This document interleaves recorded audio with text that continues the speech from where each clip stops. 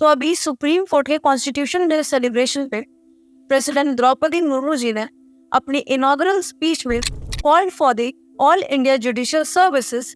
उनका ये मानना है कि इससे जुडिशरी है उसमें रिप्रेजेंटेशन बढ़ेगा और ये जो फील्ड है वो काफ़ी डाइवर्सिफाई हो जाएगी, क्योंकि मार्जिनलाइज्ड कम्युनिटीज़ का इसमें जब वो पार्टिसिपेट करेंगे तो they will eventually increase the representation and make this field very diversified. So what is all India judicial services, AIJS? ये एक सेंट्रलाइज्ड रिक्रूटमेंट सिस्टम है for the level of district जजेस। ये काफ़ी सिमिलर है UPSC मॉडल से। एक entrance exam होगा और फिर उसके बाद जो सक्सेसफुल कैंडिडेट्स होंगे वो असाइन कर दिए जाएंगे स्टेट्स। इसे प्रपोज किया गया था 40th report of law commission इन 1958 में। ये एड्रेस करता है जो स्ट्रक्चरल इश्यूज है उनको, जैसे कि varying pay and filling of the vacancies etcetera. 2006 में जो स्टैंडिंग पार्लियामेंट्री कमेटी है उसने इसे रिव्यू किया था और उन्होंने भी इसे सपोर्ट किया था। अभी जो है करंट में जो रिक्रूटमेंट प्रोसेस है जजेस का वो क्या है? कॉन्स्टिट्यूशन के आर्टिकल 233 एंड 234 में स्टेट को अथॉरिटी दी गई है टू अपॉइंट दी जजेस on the district level. Governor appoint करता है इन्हें और ये मैनेज किए जाते हैं state public service commission and high court द्वारा। So what is the constitutional basis of AIJS और all India judicial services? In the Article 312 of Constitution, it provides for the establishment of AIJS similar to the Central Civil Services, लेकिन राज्यसभा में एक resolution pass होना चाहिए with 2/3 majority. 2/3 majority के लोग उससे agree करना चाहिए विद दैट रेजोल्यूशन, तभी इसका एस्टेब्लिशमेंट हो सकता है। और आर्टिकल 312 का जो सब क्लॉज 2 है उसमें ये लिखा गया है कि they should not hold any position which is lower than the district judge. So what is the need of AIJS, All India Judicial Services? इसके बहुत सारे needs हैं अभी के टाइम पे, so we'll go through them one by one. सबसे पहला तो uniformity and high standard of selection and training of judges is needed. देखिए, अगर हम जजेस को अच्छे से सिलेक्ट नहीं करेंगे और उन्हें अच्छी ट्रेनिंग नहीं देंगे तो हमारी कंट्री में बहुत ही पुअर क्वालिटी ऑफ जजेस प्रोड्यूस होगा। और आई थिंक कि अच्छी क्वालिटी ऑफ जजेस प्रोड्यूस करने से एक कंट्री की जुडिशरी जो होती है वो काफ़ी एफिशिएंट बनती है। और हमारी कंट्री में तो इन इंडिया बहुत सारे पेंडिंग केसेस की बहुत बड़ी प्रॉब्लम है, तो I think we do need an efficient judiciary. Second, delay in holding examinations. जो स्टेट्स होता है वो काफ़ी प्रॉपरली होल्ड नहीं करते इसके जुडिशरी के एग्जामिनेशंस और काफ़ी डिले करता है इन होल्डिंग द एग्जामिनेशंस। तो इससे क्या होता है कि वैकेंसीज बहुत ज़्यादा बढ़ जाती हैं। अब अगर वैकेंसीज बहुत ज़्यादा बढ़ जाती हैं तो पेंडेंसी ऑफ केसेस पे इसका डायरेक्ट इफेक्ट होता है। Pendency of cases increases. जैसे कि अभी करंट में 5400 वैकेंसीज हैं in lower judiciaries and around 2 crore cases are pending in it. So अगर हम इसको अडॉप्ट करते हैं AIJS के कॉन्सेप्ट को, तो हम इस प्रॉब्लम को पूरे तरीके से एलिमिनेट कर सकते हैं। और तीसरा होगा रिप्रेजेंटेशन इंक्रीज हो जाता है, इंक्रीज होगा इसे अडॉप्ट करने से।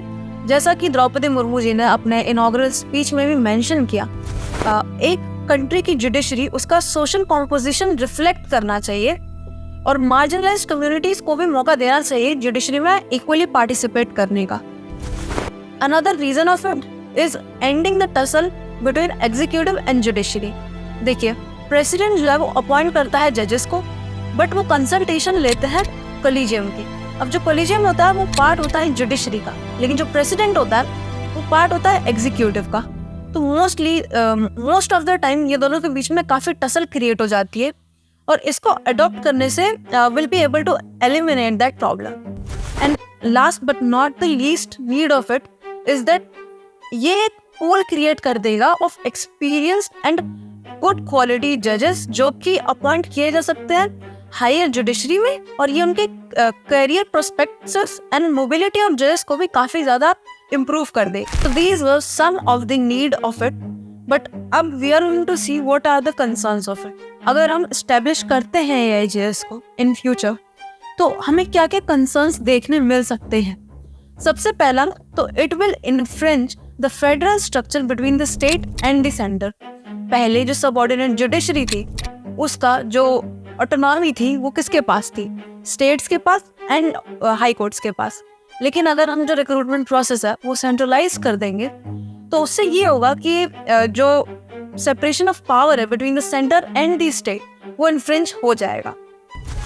दूसरा, conflict of interest and dual control over the जजेस। जो स्टेट एंड सेंटर है उसके बीच में कॉन्फ्लिक्ट ऑफ इंटरेस्ट हो सकता है, क्योंकि जो जजेस हैं उनके ऊपर अब डुअल कंट्रोल है of the state and the centre both. और ये भी माना जा रहा है कि अगर हम AIJS को लाते हैं तो it would disregard the local laws, custom and languages.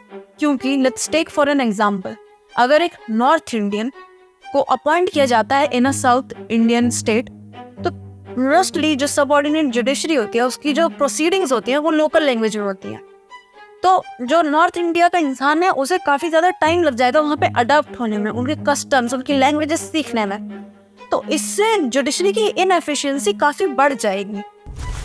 And the last but not the least concern of it, the जो एग्जिस्टिंग जुडिशियल ऑफिसर्स उनका मोरल काफ़ी डाउन हो जाएगा। क्योंकि अगर कोई एक जुडिशियल ऑफिसर आया है एक एग्जाम क्लियर करके, तो ऑब्वियसली उनके पास ज़्यादा एज होगी इन देयर प्रोफेशनल करियर, जो कि एग्जिस्टिंग जुडिशियल ऑफिसर्स के कैरियर प्रोस्पेक्टिव्स को अफेक्ट करेगा।